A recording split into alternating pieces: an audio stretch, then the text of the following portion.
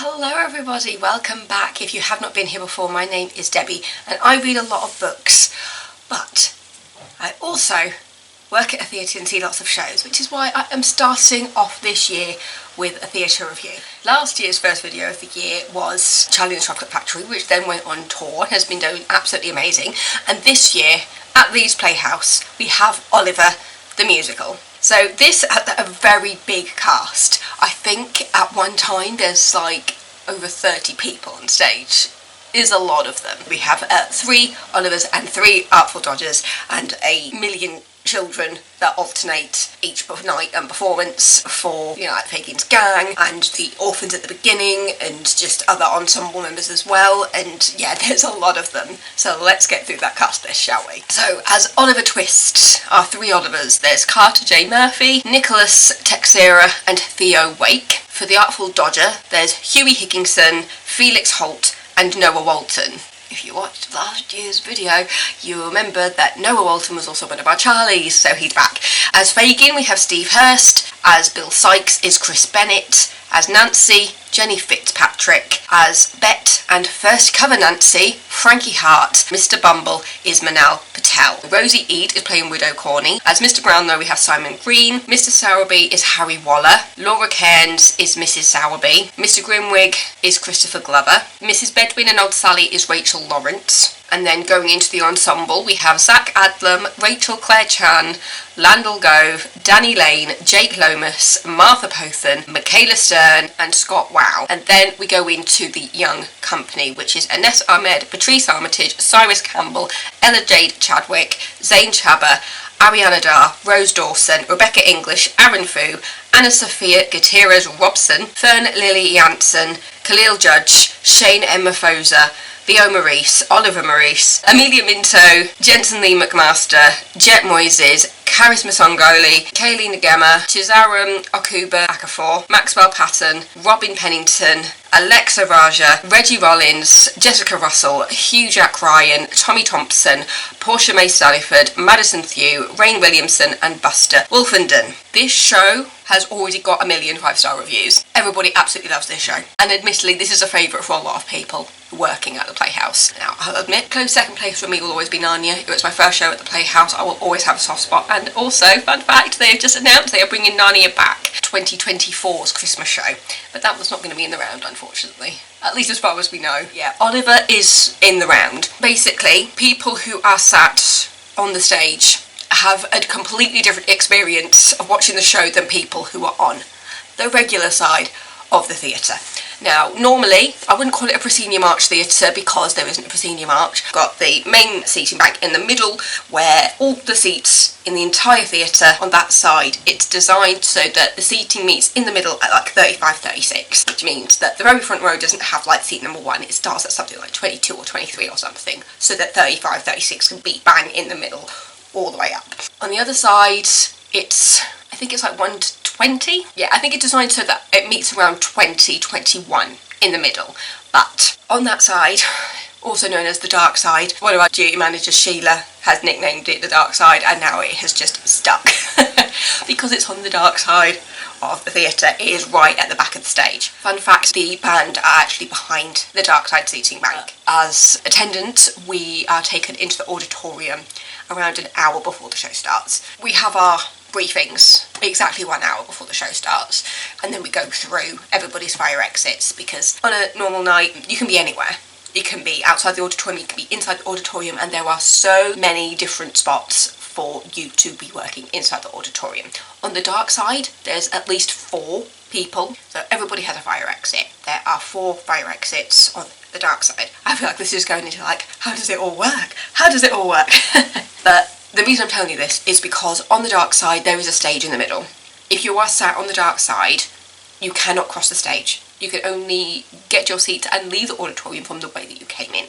This side can only get through door number 1. So you have to go in through door number 1 and you have to go down to get round. This side gets in through the front room cafe because they cannot cross the stage to get to their seats on this side. So they have to come in through the front room cafe. And so that's the only section of the audience that is not coming through one of the main doors into the auditorium. Putting all that aside, just so that you know about how the setup is, this show is Oh my god, incredible. I have seen all 3 Olivers now and all 3 Dodgers, I believe. Oh my god, when the boys sing, their voices are absolutely incredible.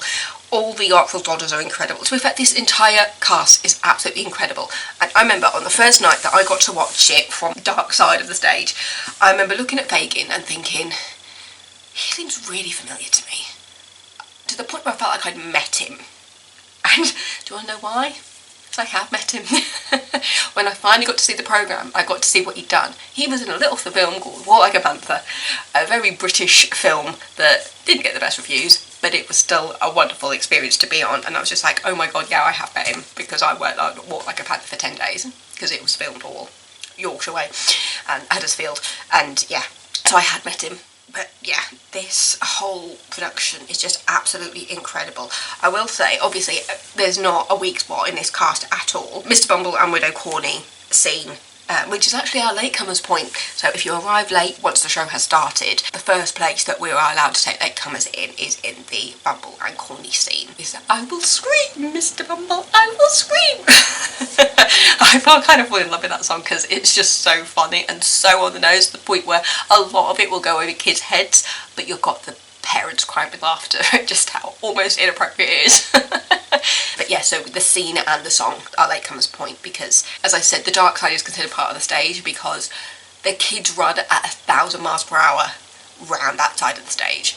It is incredible to see. Admittedly, when I've been on that side, I've mainly dealt with school groups. I think it's a very common place to put the schools, and I will literally just go to the adults and say, hi, my name is Debs, I'm your attendant for the evening. I'm going to be sat in that one just over there. Basically, during the show, try to avoid getting up or going to the toilet during the show. If you desperately need to leave, I will show you where to go, but you are not allowed to cross the stage at all. You are not allowed to go down the stairs and cross any of the bombs because they run. They seriously run. And people get it once they see the first half of the show. They're just like, wow, you weren't kidding. They really do use those. Which is why the Bumble Corny scene is the perfect latecomers point, because we know it's just those 2 on stage, and though none of those bombs are used during the scene and the song, we know that it's just those 2, nobody enters, nobody leaves, so there's no risk of anybody getting trampled by a child in that part. I just absolutely adore this show. The music is incredible as always.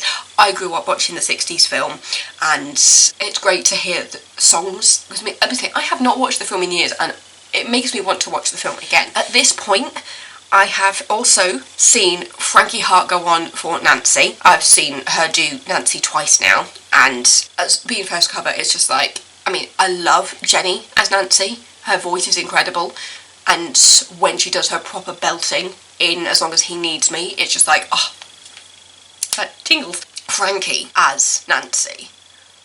Oh my god, because they have such different voices. And I remember the first time I was sat watching Frankie play Nancy, and I was just there going, I cannot wait to hear her sing As Long As He Needs Me. And my god, when it happened, it was just how... It was a full standing ovation the night that Frankie was on. To be fair, I think she had done it before I saw it, but the first time I saw Frankie as Nancy, it was a full standing ovation. Every single person in that audience stood up. It was incredible to see. Yeah, I think we've had quite a few standing ovations, to be fair. I have also seen a cover go on for Mrs. Sowerby, which was Martha Pothen. She's the first cover for Mrs. Sowerby, and she's also the first cover for Mrs. Corney. So that's interesting. I'll admit, the first time I saw the show, I could not keep my eyes off Martha.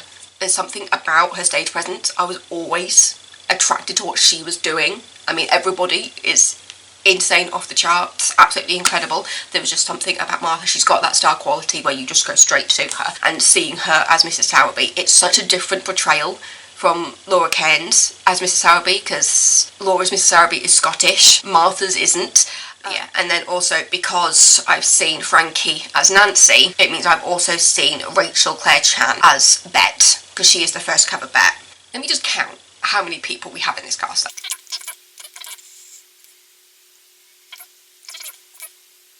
57. There are 57 members of this cast, including the young company. How many of those are just kids?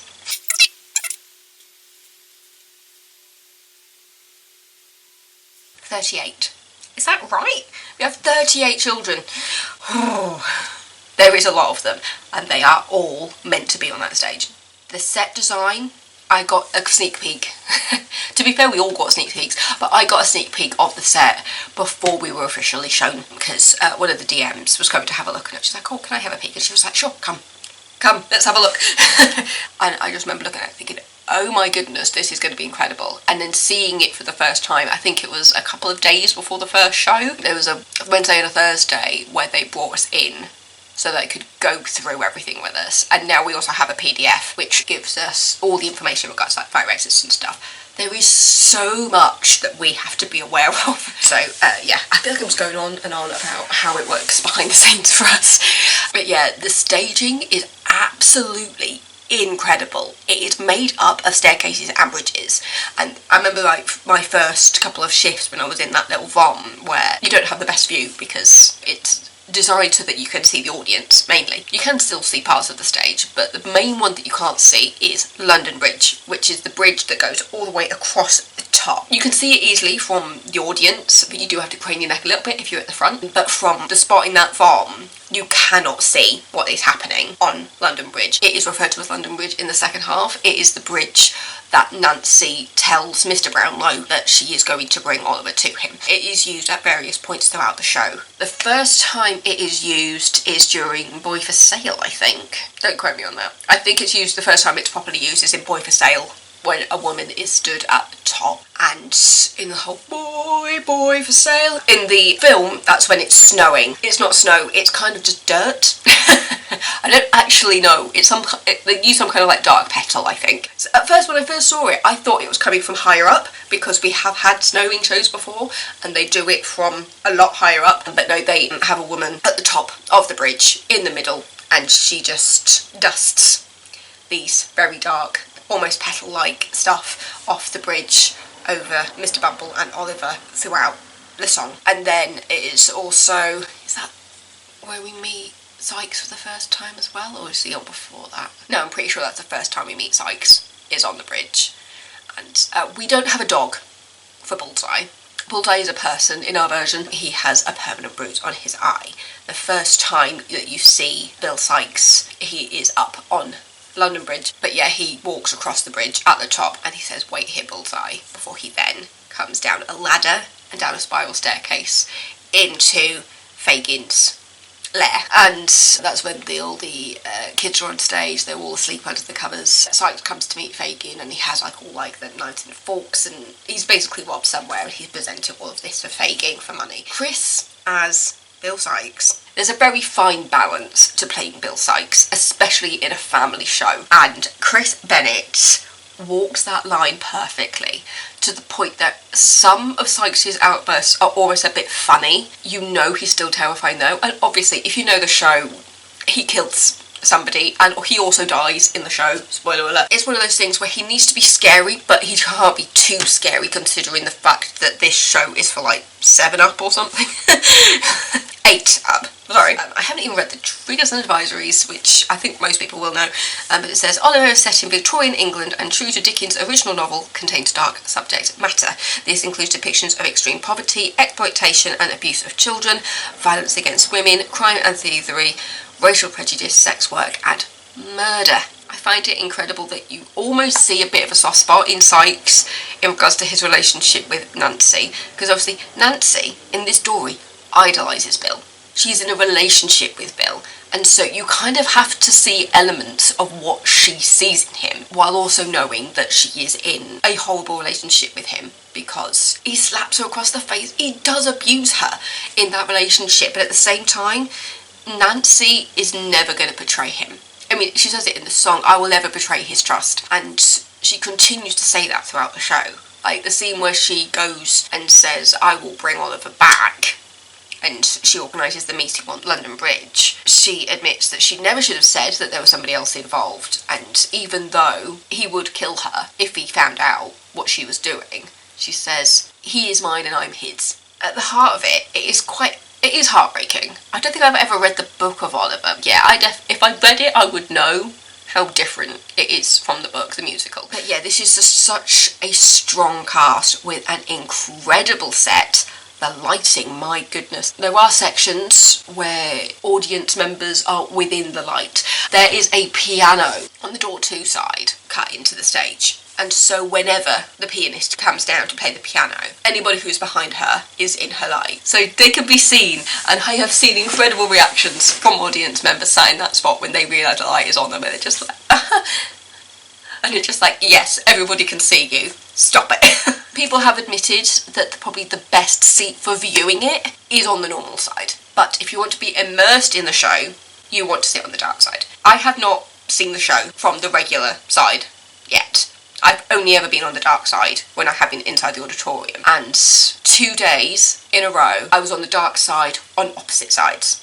It's quite incredible how where you're sat changes the way you view the show. If you are going to see the show multiple times, don't sit in the same spot every time. If you're going to sit on like door 1 or door number 3 on one night, go to the dark side the next, then go to 3 and 4, then go back to the other side of the dark side. Seeing it from different sides gives you such an incredible different experience. And no shows that I have seen so far, and I've only seen 4, there's people who have already seen it like upwards of like 20 times at this point. It is never exactly the same. I was on a matinee the other day when I was just like, yeah, things are going wrong here.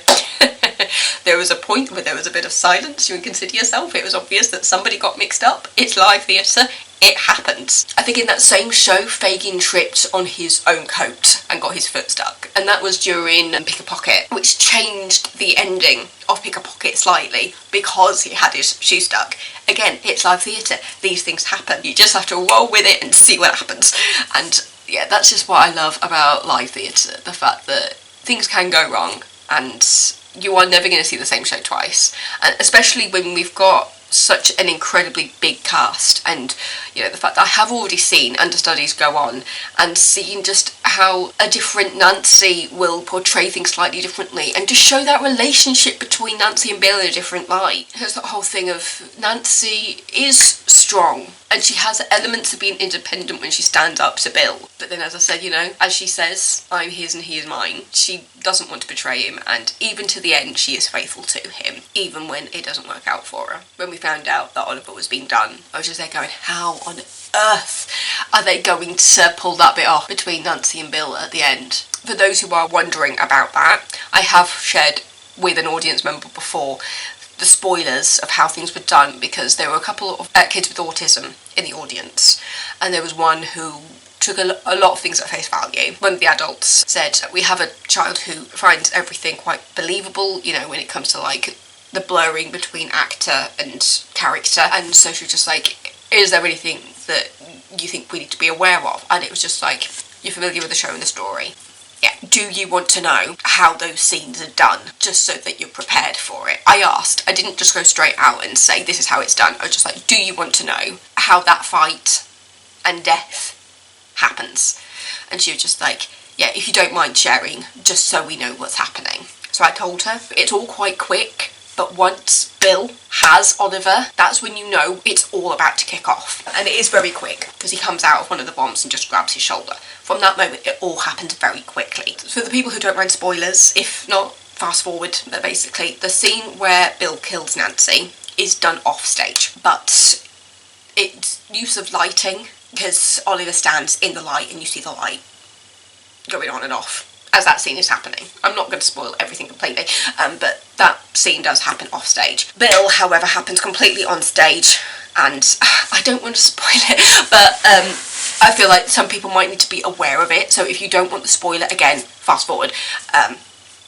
Bill's death happens on stage, and he falls from London Bridge. Obviously there's wires and trapdoors and all sorts, but yeah, he falls from that top bridge down. Just going to pop that one out there for anybody who wants to be prepared for those triggers. Sometimes we forget that not everybody knows the story. There are musicals out there which have gone completely over my head that I don't know, and people are going, how have you not seen it? Just like I have never seen My Fair Lady, the film or the show. I know some of the music, but I have never seen the full movie. I've never heard all of the songs. There's only a couple of songs that I know, and I almost feel like a bad musical theatre fan for that, but the fact is, it's just a show that was off my radar.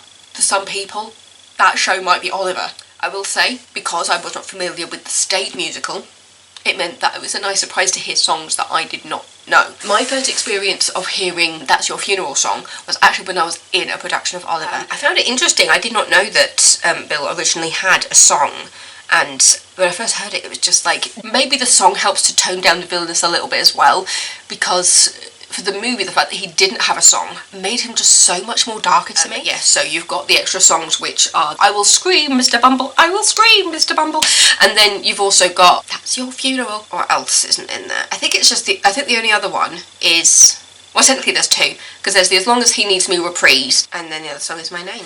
The first scene with, like, the overture and Food Glorious Food is such an epic moment. And it's such a brilliant way to start the show, because it starts off with Oliver's mum on stage, and you see her holding a baby, and then Oliver walks on stage. The bundle unravels into a coat. She puts the coat on Oliver, and then it goes into boom, boom, boom, boom. This is what we're waiting for. It's that whole entrance with the kids and the tables and the boom, boom, because they're stomping their feet, and some of them bang their fists on the tables. They're on wheels, so they come through. It almost feels like you're in a revolve, but there isn't one because of how many wheels are involved in so many set pieces. It's mainly just to make things easy to get on and off. There are voms all the way round, so you've got the two main voms on the other side, which is normally part of the seating bank in the main entrance. We can take seating out to create those voms because there is a walkway all the way underneath the seating banks. So those ones are used a lot during the show. At the beginning of the show, if you're on the dark side, you can actually see a set piece in one of those voms, which is used in Food Glorious Food. And then on the dark side, you've got two voms in the middle of the seating banks on either side, and then you also got essentially like the main wings there, and also you've got two fire exits on that side as well. It's just such an incredible show. The costumes, oh my god, the costumes are just beautiful. The detail on them, from the detail of seeing like the button hanging off the back of Bill Sykes' coat. This is the kind of stuff that I look at. I absolutely love it so much. Every single member of the band is absolutely incredible. There is also the fact that in our Fagin, he plays the violin, because it comes out in Reviewing the Situation, definitely. I'm trying to remember if he does actually play it in Pick a Pocket, but he plays it to help the kids go to sleep before he gets all his lovely little jewels. I love that moment in the show when Fagin gets all his jewels out and he's just like, pearl, meet ruby, pearl, meet tiara. I love Fagin so much. I feel like there's a running joke about like what songs are going to be stuck in our heads at the end of the show, but at the interval it's usually Boy for Sale that's still in my head. Every so often we'll go into a where is love. And at this point I think we all want to learn the dance to Consider Yourself. Give us a muck-up matinee, throw us on. But yeah, I just absolutely adore this show. It's absolutely incredible. Let's get this proper details up. It's on to the 27th of January, so you've got like all of this month to go see it. Basically, if you don't want to be immersed in the show, that's absolutely fine. If you are sat towards the front on the regular side of the auditorium, you will still have people walking in front of you. Yeah, there's points when Oliver walks all the way round. But yeah, just such an incredible production. The sets are incredible, the lighting, the costume, everything about this show is wonderful. And there is a reason why we have so many 5-star reviews for this show. Mr. James Brining, as a director, is absolutely incredible, and he has done wonderful shows. And I'm not just saying that because he's the big boss. I once almost told him off for using his phone during a show, but he was actually there in a creative capacity and he needed to make notes, and so he was doing what he knew he needed to do what he needed to do. But yeah, the fact that I almost told him off, it was just like, oh, will I get into trouble if I told him off? And it's just there thinking, no, he's the big boss, he knows what he's doing. He's obviously doing that in a way so that the audience cannot see him. But yeah, so apologies, Mr. Brining, if you ever see this video, for the fact that I did almost tell you off for using your phone during the show, and ultimately I realised, no, that is Mr. Brining, and he's probably looking at his phone for a reason. It's a wonderful show. Go see it if you get the chance to. Wherever you want to see it from, I personally like watching it from the dark side, because being immersed in the show in that way is just a completely different experience. Consider yourself at home. But yeah, so thanks for watching. Don't forget to subscribe, and I will see you next time with a book, because I read a lot of books. Mwah. Hi everybody, stay safe.